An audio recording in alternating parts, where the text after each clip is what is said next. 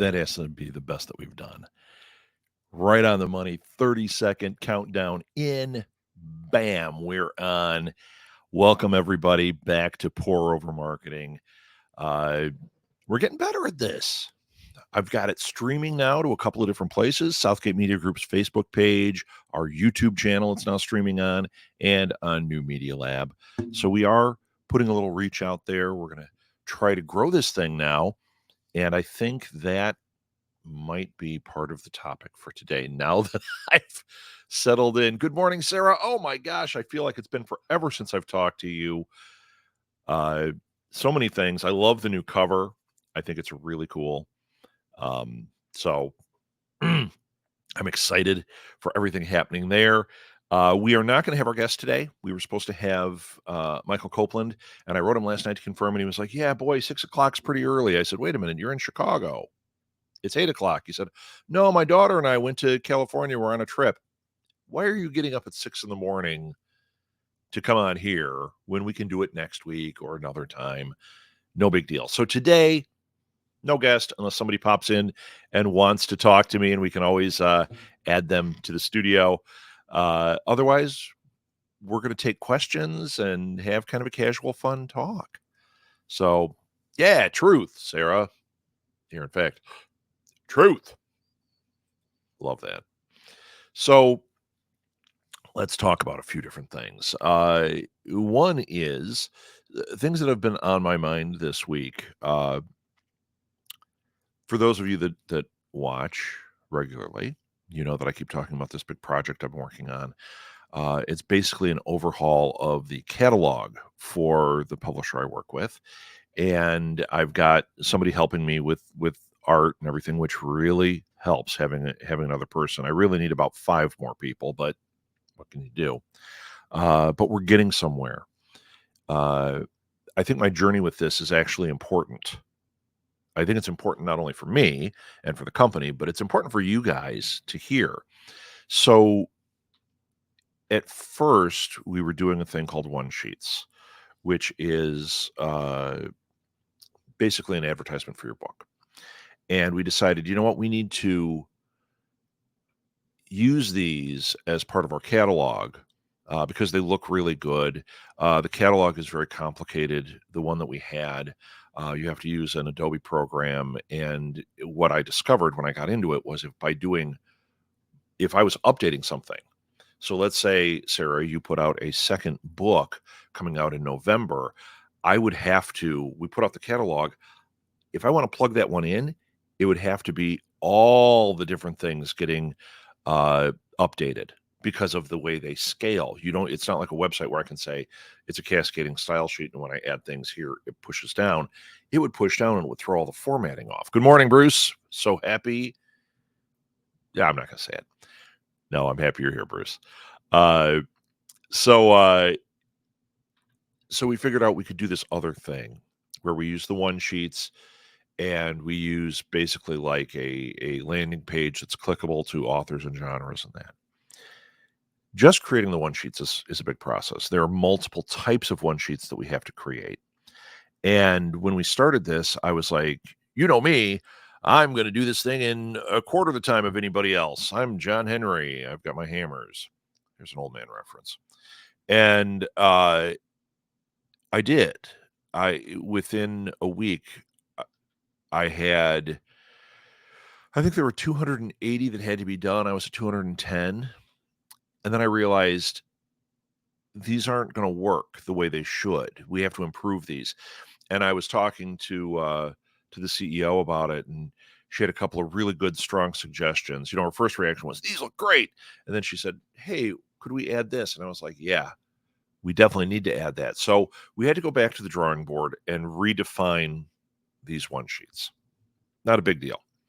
It is a big deal when you start talking. Good morning, Gordon. When you start talking about all the different sheets you have to create. So basically 280, double that because you've got 2 pages on each one. Now take the project we're doing, and what has happened is we kept getting 10, 20 done, and then we'd realize maybe we want to change something. See, because ultimately, your catalog is going to be a marketing tool. It's something that we can email out. Woo, we know I love email. It's something you can put on your website, and even that is a project. I've been talking to our web guy and saying, okay, here's what we want to do. And it took us a few back and forths before he was like, I get what you're after. I get what you're trying to do. And he said, yeah, we could do this. And I was like, yeah, but now we gotta strip it all back and simplify it. How do we do it so we can get this as a usable tool now? And we can do the email thing because we need this reach out. We need this tool. And what's important here is you, marketer, you doing your thing. What are the tools that maybe you threw together and then went like, okay, well, you know what? I made a postcard and it went out and we're done. What are those tools that maybe you could reapproach? That could be living documents and that you might want to take a little extra time with. So with this, it's now been weeks. It was supposed to be, to me, it was going to be a 2-week project. We're now well over a month. I have visitors coming in, so I don't think I'm going to finish it quite as quickly as I thought this week, but we're getting close. There have been probably 3 revisions, 4 revisions, now that I'm thinking about it, where we had to go back and start again, where I was 210 out of the 280 in, once again, double that, because of the volume. I went back 4 times, I believe. Then this week, there was another piece of the puzzle that clicked in, and I realized it. And rather than burn what we've done and say, you know what, we really need to do this from a marketing standpoint, it's going to be better, which this idea is, we also had to realize this document has to get out there. We have to get our catalog going. After it's done, we can go back and fix. It's not a big deal. It's not a crappy document. It's not a crappy piece of, marketing material. It's good. This will put it over the edge, I believe. And who knows, between now and then, we may think of 3 or 4 other things that we want to add. But what are the things that you use? What are the things that you use to market either brand you or your group or your business that you could maybe reapproach and say, you know what, I was really excited about this in the beginning. We used it. Maybe it didn't go very far, or maybe, yeah, it's out there, it's doing its thing. And you could go back and say, you know what, my website needs a little refresher. What are things I could do here? And don't be afraid to do it. Don't fall into the trap of, oh my God, it's this insurmountable thing. You already have the tool. Let the tool be. Make this something like more of like a little passion project to make a better tool for yourself. That's exactly what we're doing with this catalog. We are treating it with a lot of respect, trying to figure out what is the best way to do it. I think when we ultimately have it done, we're going to have a unique marketing tool for our publisher that I haven't seen from other publishers, or at least I haven't seen exactly the way we're doing it. Even if not, I don't care if we're unique. I care that we have something good that we can sell some stuff. That's what matters. So since we're, good morning, Gordon. I don't think I said good morning. Since we don't have our guest today, Sarah heard this story already. I'm going to say it one more time. We had Michael set up, and last night I wrote to him and I said, all right, see you in the morning. And he said, yeah, 6 o'clock's pretty early. I said, wait a minute, it's Chicago. You're in Chicago. It's 8 o'clock. He said, yeah, I went on vacation with my daughter. We're in California. No, don't get up at 6. Don't disrupt. Your daughter's a teenager. Let her sleep. We'll do this another day. We'll have a guest another day. This show isn't just about guests, obviously. It's about me rambling and drinking coffee and answering your questions. So there we go. Now I've put the ball in your court. What kind of questions do you guys have? Good morning, Serena.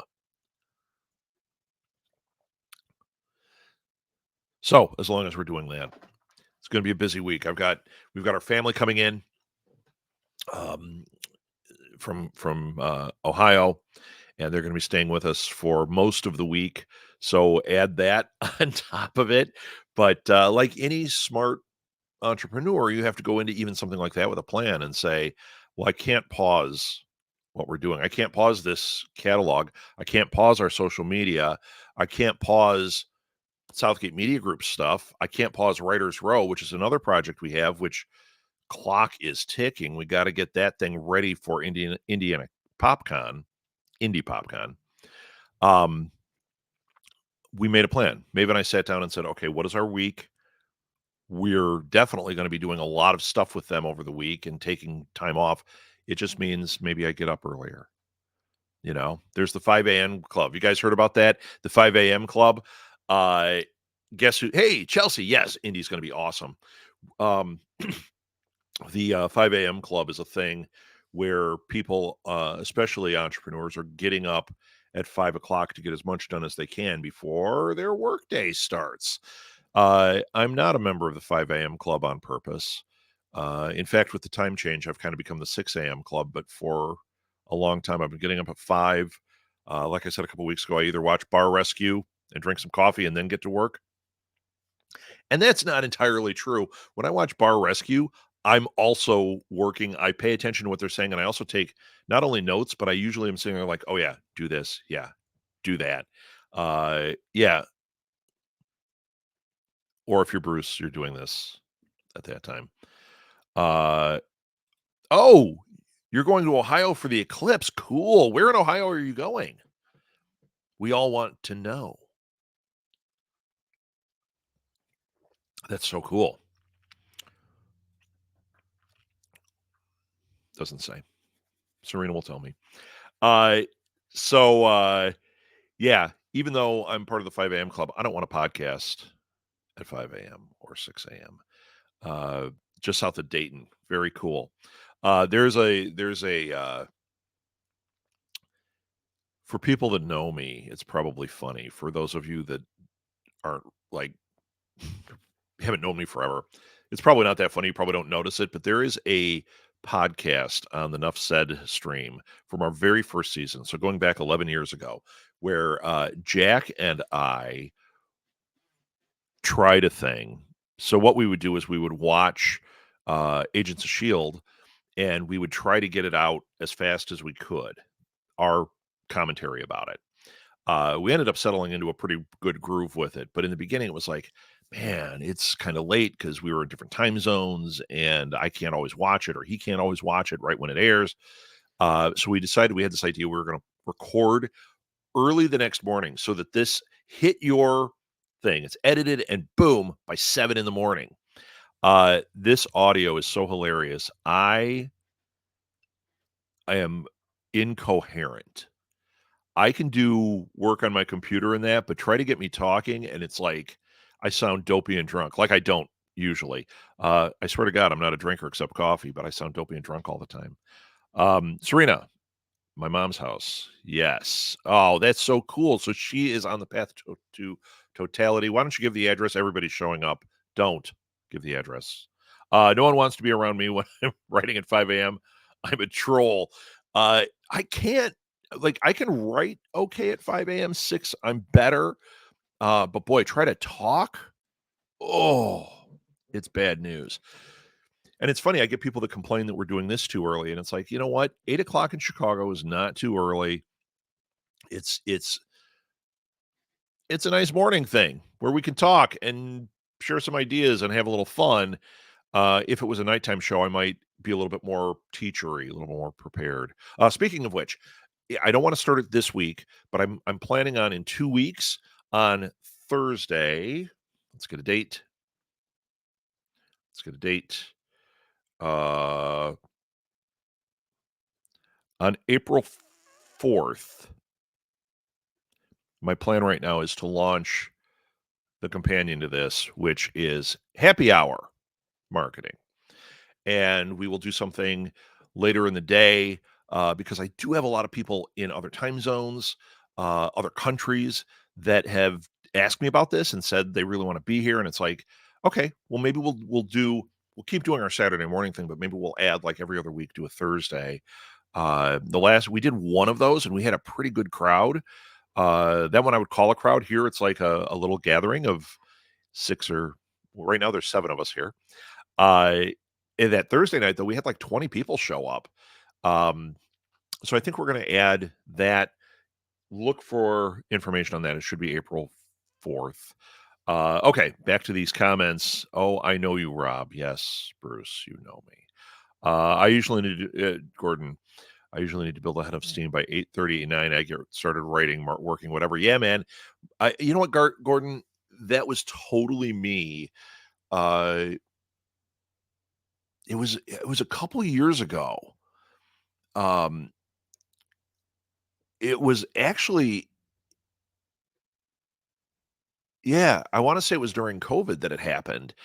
That I was finding that I was just like waking up earlier and earlier, and then we had a time change, and that time change messed me up, and it made it so like 5 o'clock was my time. And I'm going, oh God.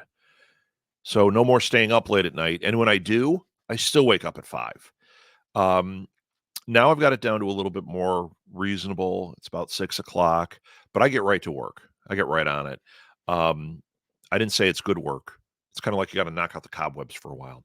Half day is gone at 8 a.m. Yeah, yeah, man, it is. I was talking to Erica, the CEO of Four Horsemen, and I said, she asked if we could have a phone call on Monday, if we could do a meeting. She goes, "It's gonna have to be early." She goes, like 8 o'clock your time. I said, "I've been working for 3 hours already. I'm halfway through my day. Let's do it." Um, so yeah. So anyway, questions. Or am I gonna keep rambling? Because I've got a lot more to talk about.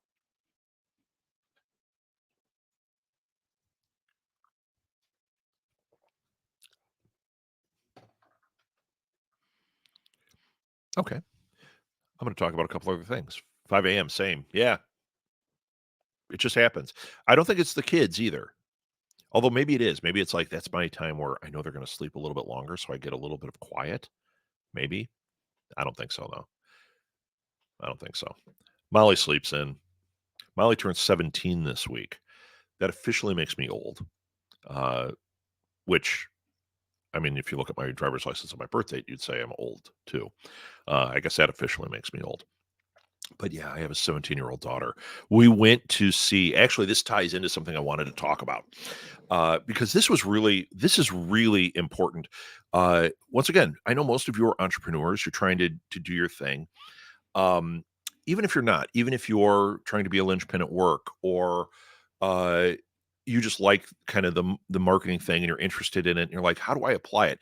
The greatest thing you can do as a student, the highest level of learning to a teacher, is seeing somebody try to implement it in their real life. Okay, taking the ideas and seeing, how do I adapt it? If it's a here's a point and here's a point and here's how you do it, and you go, yeah, I did it. Great. Did you learn anything? It's like when I coach, I don't usually give the 2 points. I talk to them about the 2 points until they find the path. And then boom, when they're doing it, oh, it's so satisfying. And they typically have a lot better success, right? So here's one where I'm not going to give 2 points. I might, but I'm not going to give anything specific to you. You have to try to see, how does this apply to what I do? How does this apply to my marketing or what I'm trying to do? You know what? Even in life, okay? Because we are in life marketing brand us as well. So the other night for Molly's birthday, uh, we called it that. Her birthday was the day before, and technically we would have done this no matter what it was. But we said, it's for your, ooh, excuse me, it's for your 17th birthday. Coffee, woo! Uh, I feel like Bruce. Um, there we go. Hair of the dog. So we went to see Sleater-Kinney, the band.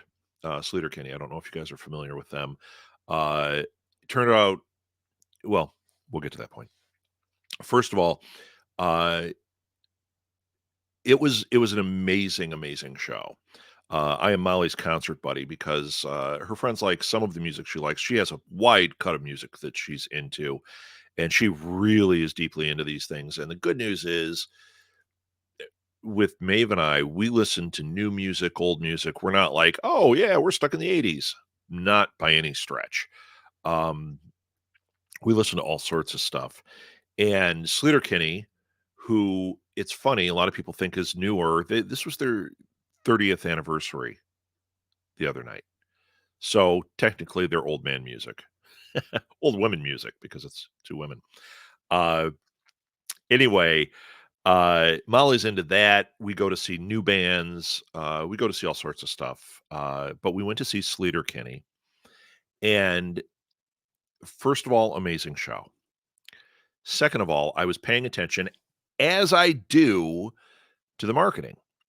And marketing in this case is not how they reached out, because I didn't really see anything about it. Molly saw it. They were going to be at the Riv.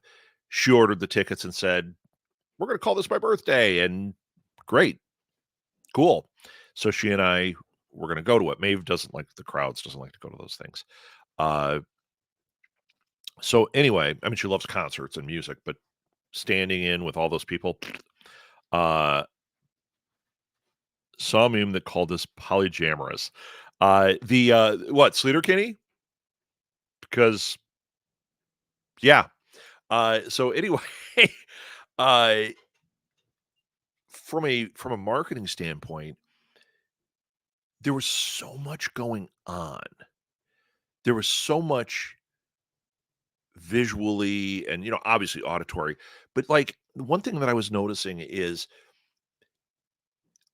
when you're a now they're an indie band and they've been around for 30 years. They do have a level of success even though you might not know them. Polyamorous, liking multiple styles of music. Yes, I am totally polyamorous. Uh, yeah, we could sit and talk about jazz for a while and all the different aspects of and we could talk about, punk and folk, and I got so many things I could talk. We're not talking music on here. We'll get Jesse on here someday. I'm gonna have Jesse Jackson be a guest. That's gonna be a trick because he's gonna have to get up early. Um, but we'll talk music and marketing. He's been doing his podcast forever. And he's just a wonderful guy, and he's getting some really nice success out of it. So we'll have him on. That's fun. That's fun. He's polyamorous too. Uh, so anyway, what I was noticing, what I was thinking about when I was watching it is they were not, they were not, well, I like this. Power suggestion is very powerful. Yes. Uh, yeah. You know what? I'm kind of sitting in that for a second. I like that. So anyway, they're a band. They've been around for 30 years. They're known as being, one of these better, like, maybe the best of the, what do they call it? Riot Girl bands. They get lumped in with that. Kind of the female grunge scene, which totally. Uh, so things I noticed. One was, uh, they the visuals up there. Now, they did a lot with their stage. So I saw the Rolling Stones. They are a show. They're spending a ton on pyrotechnics and blow up things and all this. Then you go to some of these, like, if you go see a metal band, sometimes they'll have like things and all this and all these lights. And there's a big expense in doing that kind of thing. But there's also a way you can do it and have an incredible visceral experience, but not spend so much, not break your bank, because the goal is to walk away profitable from these things. They're a band, they're creating artwork. They absolutely are. But they need to make money. They need to pay the people that are up there and they need to walk away with some funds so that they can keep doing this, right? So what I noticed watching them was this is their 30th anniversary show, which this is another side note. We didn't know. They didn't market that at all, which is weird, but kind of tracks for them, right? They didn't market that at all. The show we were at was the 30th anniversary show. They had these column lights at the back, and they had this set that was 3 arches with white lights behind what is essentially like a white sheet. It created this really interesting visual. The cost of their set could not be very high. okay, for something that they're traveling with, or maybe they're not. Maybe they're only traveling with the columns of lights. I don't know. But the cost of this stage show could not have been very high. They had some pot lights up in front that would go pop like that. That was really cool. They had a light that was one of those that like kind of fans out. It looks like that was behind each of the lead women that they only used very sparingly, and that was part of the point I was going to make. They had these few things.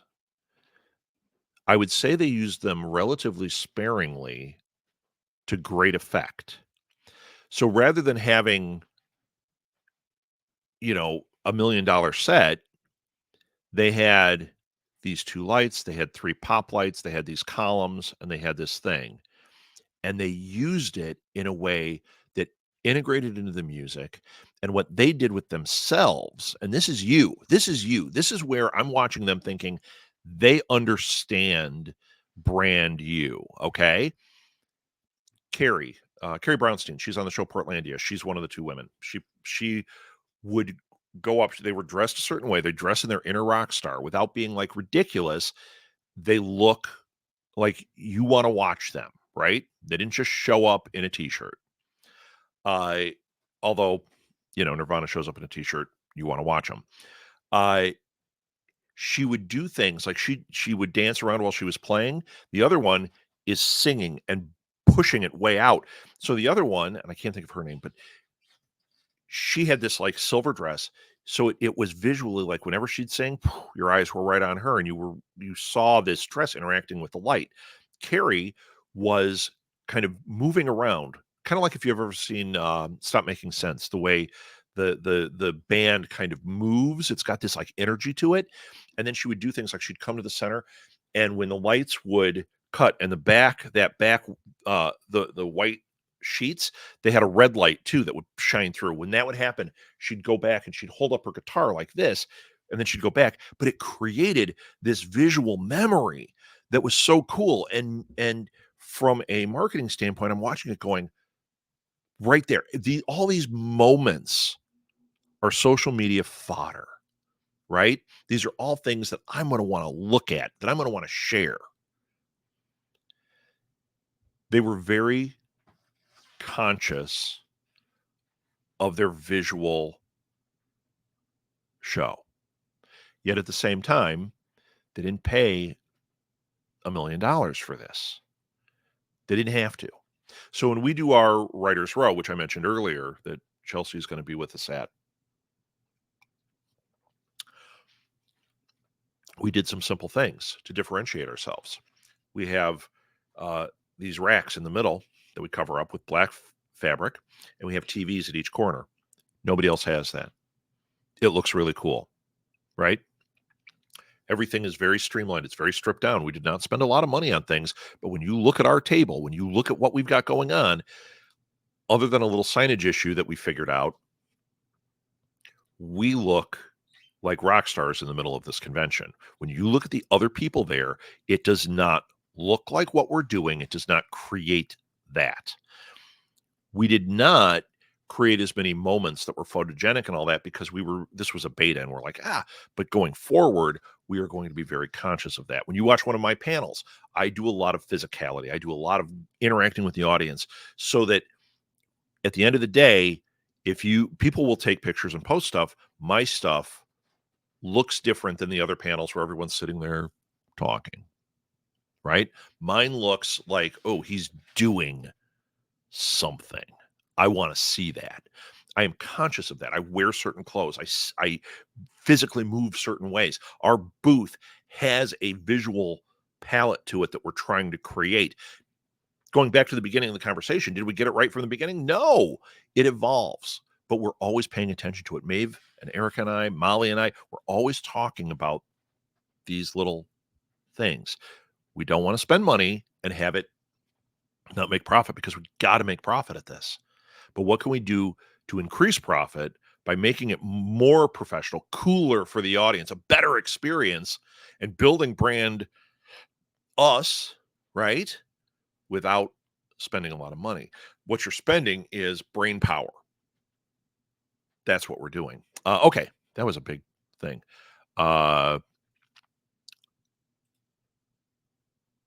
Sarah, one of my oldest friends, taught me a lot about marketing when I was 18 and onward. She's a solo musician, did a lot of different unique marketing things during this career, including sending flowers with cordial invites. I thought cordials. Oh, they sent candies. To shows for people in the industry and stuff. She's the reason I collect postcards now. Aha. And you remember those things she did. Now, um, there is an expense to what she was doing, sending those cordial invites. But you know what? If you have a master list of people you're trying to woo, uh, maybe it's worth it.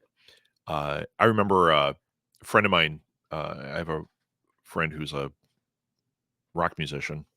I'd say rock star. I'm hesitating on what to call him. He's not really a rock star, but he's a rock musician. He's really fantastic. And we were talking about marketing back then. He had a band that he was trying to get in more places, and I was trying to help him a little bit. And he told me about this band that he said they were trying to be very creative with their marketing. So to the reviewers out there, they sent a package that had razor blades in it, and it said something like "You'll be dying to see our show" or something. And I was like, "Holy crap, is that a bad move?" And he said, "Oh my god, it pretty much ended their career because yeah, you think it might be clever? Not clever. That's a problem." There was a band that sent dead rats because they thought that was like, yeah, we're tough. We're this great band. We're going to send a dead rat with an invite to our show. Guess what? I get a dead rat in the mail. I am not coming to your show. That's not how it works. Now, you can do interesting things like not like a dead rat, but you can do interesting things to gain attention. Um, no, those are not pleasant memories. I just gotta. This is a response to that story. Oh my Jesus, those are not pleasant memories, and yikes, nope.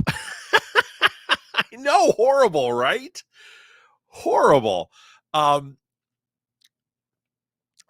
those are missteps in brand you. I don't know if you can go back. You make a big swing like that makes no sense. You are not coming back from that type of marketing mistake. That's a rough one.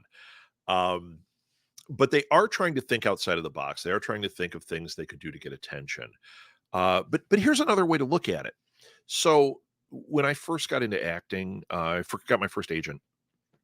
You go in and you get signed not as an exclusive actor.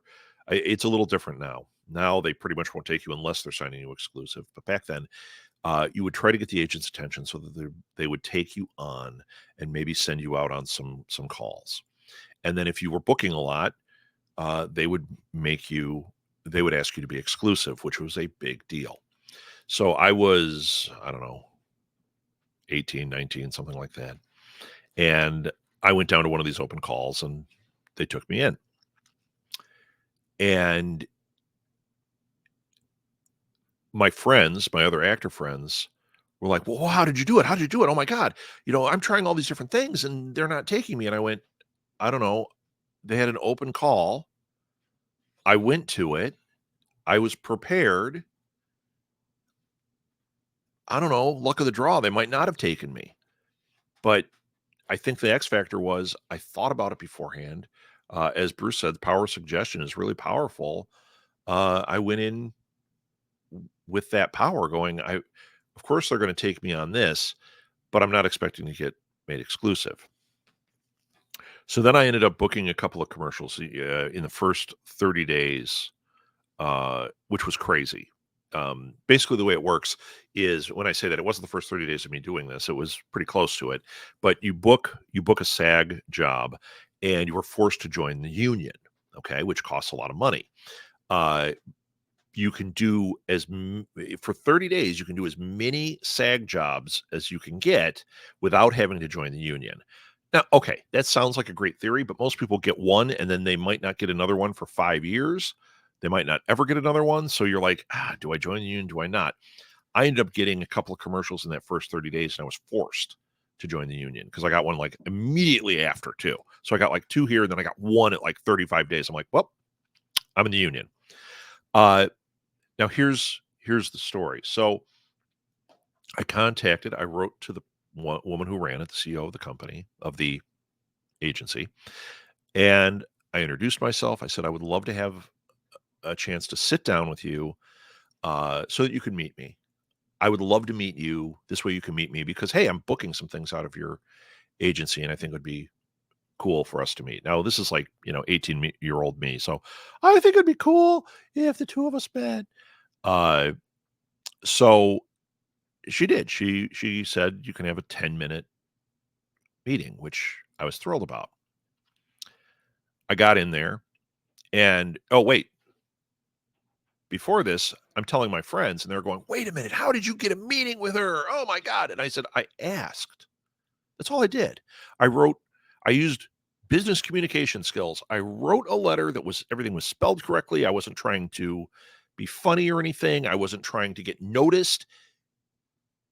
It was a professional letter that I had somebody else look at to make sure it was written okay. And I sent that and just said, "Hey, I would love that." And it was humble. I would love, since I'm going to be around here, I'm booking some things. I'd love for you to meet me. Uh, I went in, sat down with her, told her right up front. I said, "I want to say something up front." She's like, "Okay," and she was a pretty powerful agent out there. I said, "I'm not here to ask to be exclusive. I know you get that all the time." I said, "Truthfully, I just wanted to meet you, and I wanted you to meet me." I said, "What I said in my letter to you is true." I said, "My picture is going to be up on your wall because I just booked a couple of things. I just want you to be aware if we see each other in the hallway that I don't have to feel awkward. Like, oh my God, that's her. I can say hi and you can say hi and you'll know who I am and I know who you are." And she was like, "Oh," and I said, "But I'm not asking to be exclusive. That's not what this is about." We ended up having this lovely little conversation. It was about 10 minutes. At the end of it, she said, "Okay, well, whether it was your plan or not, there's paperwork waiting for you outside. I want you to sign exclusive." Okay. Big turning point as an actor. That's a huge, huge thing, especially at that time. That was crazy. So now I'm telling my friends, and I swear to God, the stuff I'm getting from my friends, and this goes back to you guys. I did it by being professional, making her aware of who I was, being me, right? My friends are telling me things like, I knew one guy, he said, "Well, every Friday I send a pizza to the agency so they can have lunch on me. And someday I'm hoping that, they get familiar with my name enough that they hire me to be exclusive." How much have you spent? And has that done anything? Uh, I knew there was a girl who I ended up doing commercials with. They kept pairing us as if she was my wife. It was really funny. She was really short, I'm tall, and like we were a funny looking pair together, and we kept kind of getting things together. The very first commercial I ever got, she was playing my wife in. And she told me that she would lay in front of the door and sleep there. She'd get to their office at like 5 in the morning and sleep there so that the agents, when they got there, they had to like, "Oh, excuse me." They had to step over her or whatever to get in. This is how she was trying to get noticed. Okay. So you think that was a smart move? Do you think that actually was going to get her exclusivity? I don't think so. You know what did get her exclusivity was she was good. She did a bunch of things. She made them aware when she was doing stuff. She stopped playing that game, and all of a sudden, her brand became better. Now, this also goes back to Sleater Kinney. What they did was they knew who they were. They tapped into their inner rock star. I've seen Carrie Brownstein speak. I've seen her on the show. She's fantastic. She is a regular person. She is really cool. But if you were to ask her, she'd be like, "I'm a dork," right? But when she's on stage, she knows she has to be Carrie Brownstein from Sleater Kinney. So she does poses as she's doing things. She dances and moves like she's supposed to. She gets into the music. And then she thanks the audience a lot. "Wow, you guys are amazing. We're feeling so much love up here. God, we love coming to Chicago. Thank you guys for being fans." Connection. Oh my God. Oh my God. There were multiple times I felt like the two women on stage looked me right in the eye. Were they? No, you can't see from up there. But boy, I felt that connection. And it was because they're aware. They are aware you need to make it personal. You need to have the connection. You need to be humble. And you need to be what the people want, which is a rock star. What are you in your daily life? What are you doing as an entrepreneur? Where can you be an inner rock star? If you're a writer and you're going to conventions and you sit behind your table and you go like this, is that the inner rock star that people want to meet? No, no. If you are uh, somebody who puts conventions together and then you hide in the back, is that who they want you to be? No. I have a funny story because when I'm in those situations, I know, okay, I'm a panelist, I'm a guest here. I have to be this. I'm not putting a show on. I'm not one of those on guys. I just exude something. So we're at Wizard World a few years ago, and David Duchovny and Gillian Anderson weren't going to be there. This was the only time I've in well now in 12 years, I think, that I've paid to go to a convention. We paid for this because I wanted to give Maeve the opportunity to meet them and to get signatures. And I probably could have worked something to meet them, but no, we paid. And when we were waiting in line for our autograph thing, it was a big disaster. Oh my God. Somebody wasn't doing their job. They were overwhelmed. They didn't know what they were doing. And I've been to a million of these. So I walked over to a couple of the staff people and I said, "Hey, I know you don't know me. Uh, I held up my thing. I'm like, I'm Southgate Media Group." I said, "You've got a problem out here that you might not be aware of, and it's going to break really bad. Here's a couple suggestions." It worked. Okay. It did help. All of a sudden, this confidence, this me, I have people that are just guests there, not hearing this exchange, but there was something in the way I'm holding myself, something in the way I'm branding myself. They're coming up and they're saying, "Is this your convention? Can you help me with?" And I'd go, "No, no, I'm just a guest here, just like you." It happens so many times. Molly and Maeve were cracking up. They're like, "They think you own this place." I'm like,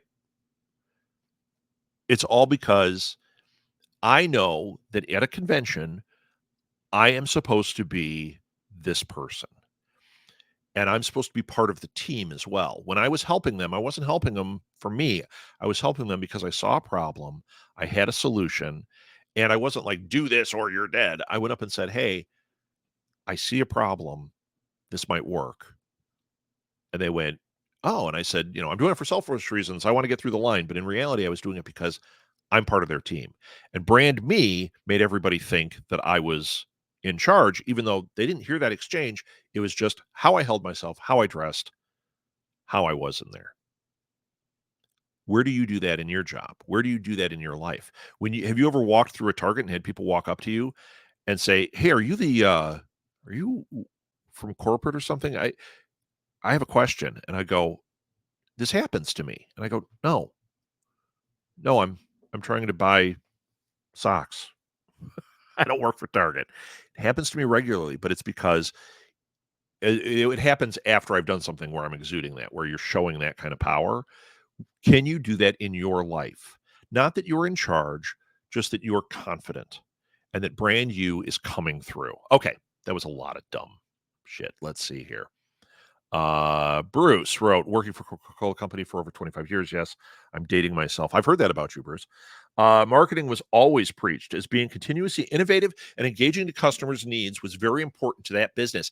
Bruce, you are so right. In fact, when I was in uh, my first MBA class, not to bore you guys with my MBA stories, but the guy who ran it was the former president of the AMA, the American Marketers Association, not Medical Association. And one of his favorite things to talk about was Coca-Cola and their marketing. And it's very true. They have it infused within the whole organization. Gore-Tex is another one that's amazing when you get down to how they run their business and how they look at marketing. Um, Apple obviously gets it. I don't know if they get it as much now as they used to, but boy, they get it. Marketing, marketing, marketing, and marketing is not just sending out flyers. It is branding. It is how you hold yourself. When you see a Coke driver, they hold themselves a certain way.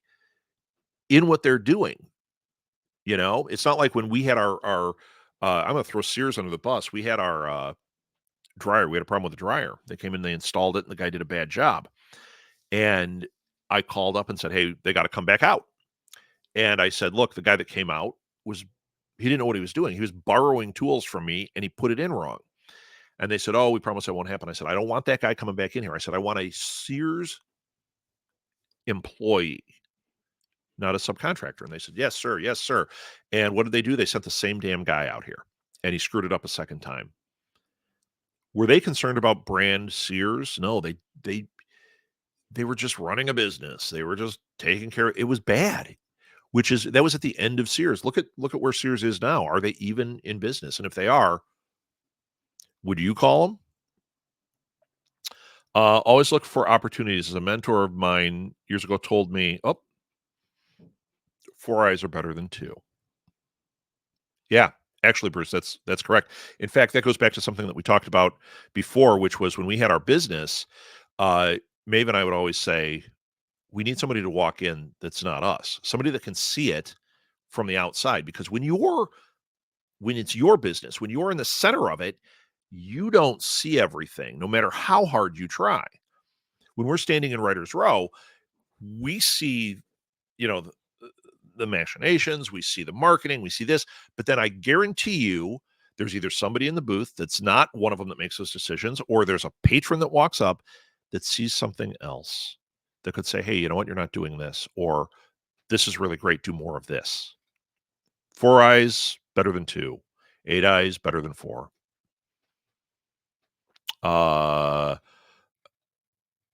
okay, Chelsea, you're articulating your question. Let's have it. You have multiple social medias that you run. As far as keeping up with all of them, how do you make sure none of them are left behind?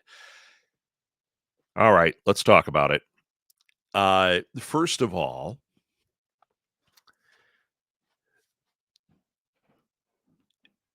on a higher level, okay. Uh, no, let's cut that back. Scratch that. We'll cut that out of this recording. It's so professional. Not at all. Um, I'm a unique animal because you said you have multiple social medias that you run. I have multiples for multiple IPs. In fact, when we made everybody free agents, at that time, I had 67 different accounts across each of the platforms that I was trying to run. Impossible. It was hot garbage. Now I'm trying to run only a couple, and it's still difficult because of the amount of time I can spend on them. Okay. Now, me, just like you, entrepreneur, pour over coffee. I'm going to try to actually be marketing this and doing some things with multiple social media platforms. So here's how you do it. First of all, it takes a little bit of work in the beginning. Figure out, first of all, where your audience is and where you want to put your efforts. Now, that doesn't mean get rid of the other things. There are fans at each of these different outlets. So you want to be wherever you can be. But let's say that most of your engagement happens on Instagram. Okay. So now you know that's where they are. So you want to tailor your mind to what you're doing at Instagram and then share it outward to the other things. Okay. So first thing to do is figure out where your audience is and where you're going to put your efforts. Figure out the easiest path to put it to the different platforms. If it's literally just, I'm going to copy and paste and throw it on Twitter, I'm doing it on Instagram, so I use the Meta Suite from Facebook, and it shares to both Facebook and Instagram, but I've really optimized it for Instagram. That's really where my juice is. Then I'm also going to copy and paste, put it on Twitter, copy and paste, put it on LinkedIn, copy and paste, put it on Threads or Blue Sky. Okay. So you actually have to map it out, have a bit of a plan. If all those seem like too much, either prune it a little bit, okay, and say, yeah, I'm not on Blue Sky. I'm not going to do Blue Sky. Or I hate Twitter. I'm not doing Twitter. Okay. I still take umbrage with that. I still have a problem with that because there is audience at each of these. The more places you can be, the more they're going to see you. But it doesn't mean you have to put a lot of effort into them. So you could get a thing like Hero Post, which is okay. I thought it was going to be really good, and then people I know that are using it, it's like, it's not as great. You could pay for HubSpot. Now, if you're in all those places and you are active, pay for a HubSpot subscription. And HubSpot, you can put your stuff in and have it share out, and you can schedule, and it could go to all the platforms. Okay. So now you know that I make X post. I go to HubSpot, I put the post in, and then I say, share it here, share it here, share it here, share it here. And you can also then go back to it and say, you know what? Instagram can't have links. You can click on your Instagram one, take the link out. So you can optimize it for the different platforms if you want to. But if you're like, that's even too much, it's fine. Make your one post and figure out how I can send them all out. Now, if you say I don't want to spend the money on HubSpot, you are going to have to do it manually. So have a roadmap. I do. Oh, I wish I had one to show you. Uh, I actually do it that way a lot myself. And I used to have a thing up, and I don't see it now, where I had the roadmap. I go to MetaSuite, Instagram, Facebook, then I go to Twitter, or no, then I go to LinkedIn, then I go to Twitter. And then if it's stuff that I want to put in the other places, I put that. But that was my roadmap, and it takes me a minute to get that post out there. Second part of it, how do you make sure none of them are left behind? Well, that's how you have a little roadmap that you put by your computer, and you get used to it. 30 days of doing that, it becomes a habit, and you're not going to leave things behind. You're going to remember to do each of those steps. Okay. The other thing is to create a calendar, a content calendar. And in the beginning, you're going to get excited to want to make something that's every day. Let's start by getting 2 posts a week. Okay. Figure out what your goal is. All right. So if your goal is to get people to follow your newsletter, then tailor it so that it's either the primary focus of it or it's in what you're doing. Do not make everything about that, though, because I'll give you an example. I know somebody that's got her social media going, and she wants the books to sell. So she's like, we should be putting every post should have something about my books, how to buy my books. Guess what? Boring. They're not following you for that. They want you. So make that one of the things. Make a little roadmap and say, okay, every week, one of my posts is promoting my books. Now, how do I creatively do that? And you make yourself a content calendar, but at the top of it, I always write what my goal is: newsletter, more followers, buy my stuff, whatever it is. Brand awareness. Okay. So when you have a new book coming out, awareness of my pre-order, awareness of my arc, that becomes your priority. Doesn't mean you're going to do it every time because you'll bore people, but it means this is my focus this month. So if you have a roadmap and you have 2 each week, okay, now you're talking what? 8 posts, 10 posts if it's a 5-week month. But you have them all mapped out. You have your map of where they're going to go. With HubSpot, you can pre-schedule everything. Meta, you can as well. So you could technically do it all, get it all mapped out.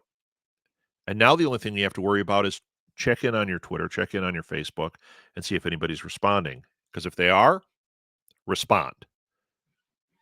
Always have the last word. Not in a mean way, but if somebody responds, respond to them. Okay. I hope I answered that well. Simple is best. I learned that from Mark. He speaks in fragments, but people are way more responsive instead of my usual email. Time is so valuable to people. A request or notice that can be delivered in like 20 words legit works. 100%. 100%. Concise, clear. That's what people respond to. If you can show value, if you can show value in 20 words, get your point across in 20 words. They talk about the elevator pitch a lot, and I've seen people like crafting their elevator pitches. It's like, yeah, there's something to that. It's a good jumping off point, but really, how do you get the idea in their head in 20 words? What you're really after and what your value is. If you can show value that solves a problem for them, that's when you're going to have a winner. You don't have to worry about the structure of an elevator pitch. 30 seconds. That's 20 words isn't 30 seconds. Okay. Bruce, you get by on your good looks. That is very true. Very true. Bruce is a fine-looking man. Yes. Okay. Enough with Bruce. Cheeto, they usually think I'm a stalker at Target. You know what? Maybe I'll help you with that. uh, Coca-Cola changed the way we picture Santa Claus. Amazing marketing and power. 100%. The red in Santa's clothing is Coca-Cola red. That is a branded color because Coca-Cola made Santa Claus. And why did they make Santa Claus? To sell Coke. I was talking to my friend about marketing. She's doing concept art for my necromancers for my pitch. She wants to get back into art, so she's coming with me to a con to help and also promote herself for cover designing. I was telling her she needs to start branding herself. People notice that energy. They do. And if she wanted to talk about that, I do offer coaching and consulting. As you know, Sarah, send her my way. Have her do a free consultation. We could at least just talk about how, ideas for branding herself. Doesn't mean she has to hire me. Means we could figure out if this is something that she could do or that she might need, the extra eyes on. And that's it for those comments. Okay, I can close that. So, okay. Tap into your inner rock star. I guess that's the bottom line on that. And that doesn't mean dress like a rock star or anything, but figure out in your bubble where you're trying to promote your thing. What is it that is going to, number one, immediately tell people you are what you are? How many times you've been in like a record store and you've seen somebody dressed that way and you go, yeah, they're clearly a musician. Oh, there's a science teacher. Ah, that's a marketing dude. Uh, you want to, you don't have to wear the uniform. Okay. But figure out what is it that says this about me somehow. All right. Uh, that's branding yourself. That is also something that gets used in marketing. I help somebody with they do a thing where they have a certain item of clothing that they wear all the time when they do live things, and that works. That's good branding. People recognize it and comment on it. And I said, but then I'm looking at your social media and I don't see it anywhere. And she says, well, it's on me. And I said, no, you need to go one step further. And I had her create a little logo of that. And I said, use that. Put that in the corner like that. Put it in the corner. Now people know, oh, it's branded.